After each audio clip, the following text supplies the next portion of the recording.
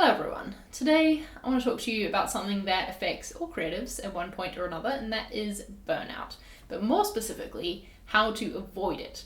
I've been going through a very stressful period of work lately. There was a couple of really big deadlines that kind of converged and were due at the same time, and then in the lead up to that there was other things that I just had to do as well that had to be done while I was working towards those big deadlines.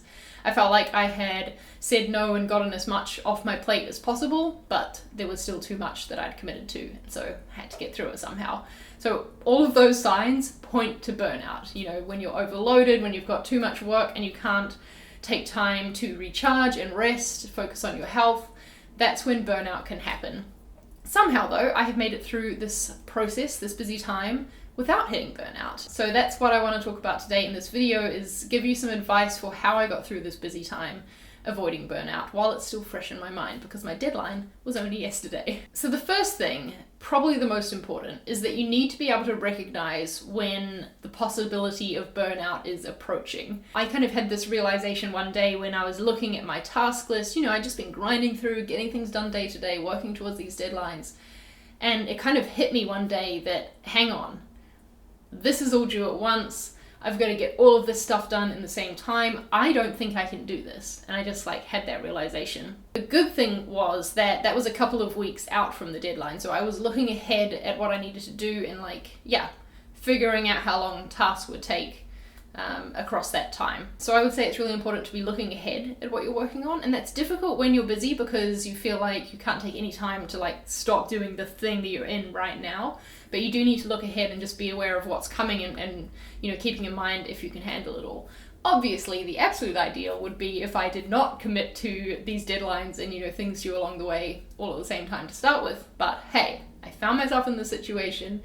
And so the next best step from not getting in it in the first place is recognizing that you're in it and being able to see that coming and being aware of it. So the next thing that happened when I noticed this burnout was approaching is that I had a little bit of a freak out, I'm not gonna lie. I just got to that point where, when you're so busy and you have so much to do that you just feel a bit paralyzed and you can't do anything. I just found myself sitting on my sofa going, is there any point in me trying to achieve all this stuff? Because I feel like it's not possible, so why am I setting myself up for fail? And I just really started to spiral a little bit. I tweeted about it because that's where I go with my feelings. My lovely friend Corey Miller reached out because he saw obviously that I was struggling. And he was like, hey, if you want to get on a call and talk about this, I am down. I will make myself available to you, which was very kind of him because I know he is extremely busy himself. So we hopped on a call. We had an hour-long video chat, and on that call, he made a Google Doc called Charlie's Brain, and we just talked through everything that was on my mind, everything that I needed to get done, and he helped me prioritize. He was like, okay, you've been thinking that you need to book accommodation for this trip coming up, just do it. Do that right now. As soon as we get off the call, get it off your mind. That is one thing that you're not thinking about anymore. Because when you're in this busy period, those little things that you need to do, it feels like they're not important enough to stop working on your main thing, to go and do them, but then they're taking up brain space, right? They're sitting there in your mind. And so he suggested that I do the little things first, which was a really great suggestion. And just this whole call was really helpful to talk through it with someone. So that would be my advice. When you realize that a possible burnout could be approaching, when you're really stressed, really busy, talk through it with someone. They don't have to be someone on your team or even someone who really knows what your work is or what you're working on. They don't have to have prior knowledge of that. And in fact, it might help. Something Corey said to me is that he was like, no offense, but none of this has any impact on me, so I can be completely impartial when I'm giving you this advice for prioritizing.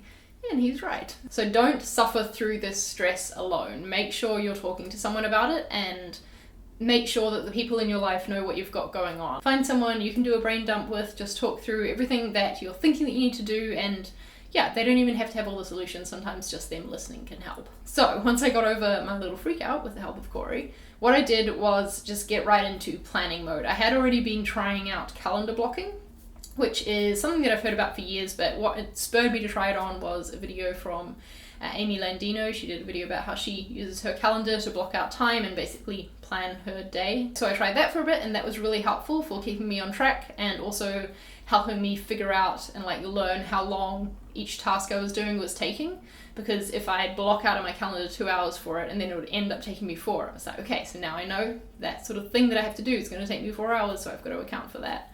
That was really useful. I basically just did everything that I felt in the moment was really going to help me with my productivity. Like one day I found myself wanting to see visually all of the last things I needed to do to get this book finished, which was my main deadline. Like get it finished across the line. What did I have to do for that? So I got a bunch of post-it notes. I wrote down every little task that I needed to do, stuck them all up on my wall, and it was really satisfying to be able to take a post-it note off every time I finished a thing and like put it in a little like finished pile. Also, as you might have seen a video on from me in the past, I use a bullet journal day to day to write down a list of my tasks that I need to work on, and that helped me keep track of all the little things as well and make sure that nothing was slipping through the cracks. So to sum up that, the advice here is to write down what you need to be doing, whether that's digital, whether that's in a calendar blocking, whether that's post-its, bullet journal, whatever works for you. Do it so that you know exactly what you need to be working on. Don't just leave that in your brain. You're going to need all of the brain space possible to get the tasks that you need to do completed, so don't make your brain also be thinking about exactly what those tasks are. Write them down on paper, let the paper worry about it. The next most important thing, once you know what you need to be doing, is you've got to stay healthy so that you can actually get it done. Because if you get sick, if you let yourself get run down or too tired, you're not going to be as productive, and your creativity will drop, your ability to focus will drop. It's just not conducive to getting your tasks done and your deadline met. Especially when I was doing calendar blocking, I would work in just a half hour, an hour to do some exercise. That really helped because, it's good for you. I know though that when you're really busy, taking time out for exercise just doesn't feel important, and it doesn't feel like a good use of time. Near the end of my deadline, when things were really ramping up and I was really unsure if I was going to make it, I would not take an hour out to do exercise, but what I would do is stop and do some yoga poses, just do a little yoga flow, take even 5 minutes just to focus on something other than the task you're doing, and it really helped. And you can spare 5 minutes, I promise you. I was also going to bed at a reasonable hour, and I think that's really important. The temptation will be to work through the night, and that may work if your deadline is tomorrow, but that's not something you can do and sustain for a long period of time, right? I wouldn't be able to survive on just 3 hours sleep for the 2 full weeks before the deadline or whatever. You need to be working in a sustainable way, and so getting sleep is a really important part of that. I would try and go to bed by 11 each night, and then usually I would wake up about 6 o'clock in the morning. I was definitely still tired when I woke up because I had been using so much brain power the day before and just, being so busy and not taking as much time to rest while I was awake. But still, I was getting some sleep, and that helped me power through. Something else I was doing during this time was giving into all my cravings.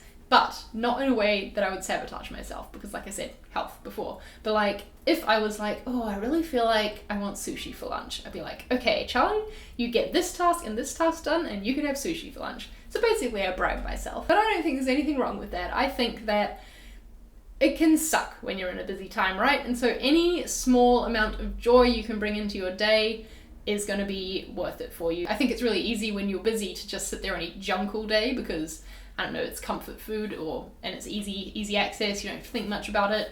But try not to do that, because then you'll be sabotaging yourself and your own health, which was my last point, is important. Speaking of joy too, I get a lot of my moods, I guess, from music. I find that music can really, really help lift my mood and have a huge impact on it. So during this time, I end up listening to a lot of songs on repeat, simply because they were making me happy. There was this one song in particular by Panic at the Disco that I listened to, easily over 100 times. But I think of this as treating yourself too. If my brain was oh, I really love this song at the moment, I'm like, cool, here brain, you can listen to that song as much as you like until you get sick of it.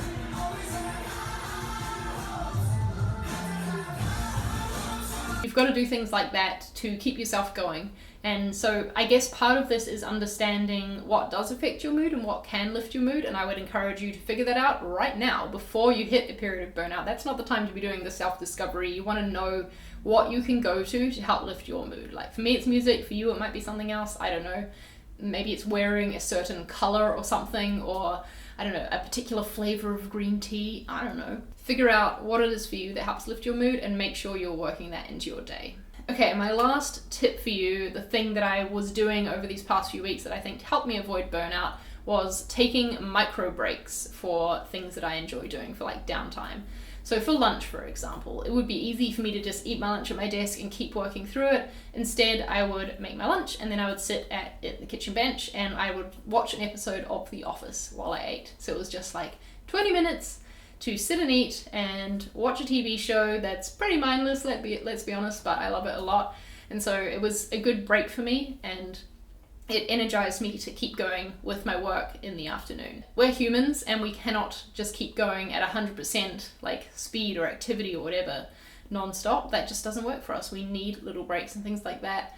And I know it's really hard to force yourself to take them when you feel like every second counts, but if you don't take them, you're not going to make it through. In the evenings too, sometimes I would get super exhausted by like 9 p.m. and just be unable to keep working anymore that day. And that's okay. So I would stop and watch something with Mark on the TV, or maybe just sit and play my Nintendo Switch. I really like playing Stardew Valley at the moment. It's very fun. So I just play a little bit of that before going to bed, and it was like this end cap to the day between work and sleep so that I could help like my mind to ramp down, kind of like a cool down after you do a workout. Alright, this video's been long enough, so I'm going to stop talking about it. I hope you found it useful to hear about what helped me avoid burnout during this busy time. I'm pretty proud of myself for doing this because I've never actually been through a stressful time and avoided burnout before. So yeah, this is new for me, and I do think these are the things that help me get through it. So I'm going to keep working on this. I'm going to keep improving my task management and like scoping so that I try and not get myself in this situation. But yeah, if I ever do get in it again, I'm sure I will, let's be honest. I'm going to try these tricks again to get through it without hitting that burnout mode. If you are feeling really stressed and like you're approaching burnout at the moment, or maybe you've just hit it and you're watching this video in hindsight, I don't know, then first of all, that sucks. I'm really sorry that you're going through that, but you can get through it and you will come out the other side, and you are not any less of a creative for hitting this point. It doesn't mean that you in particular did anything wrong, it just happens sometimes. So keep your chin up and you're going to get through it, and you're going to get back up to your regular creative self in no time, I'm sure. Thank you for watching this video. If you did make it all the way through to the end, I'd really appreciate it if you wanted to give it a thumbs up and perhaps share it around with your creative friends in case, I don't know, this could be of any use to them too. If you haven't subscribed to my channel yet, then please go ahead and do that if you'd like to by clicking the red subscribe button. I make new videos about design every single week, and I love sharing like little insights into life as a designer with you. So I'd love to see you back here. Hopefully I'll see you in the next video. Bye!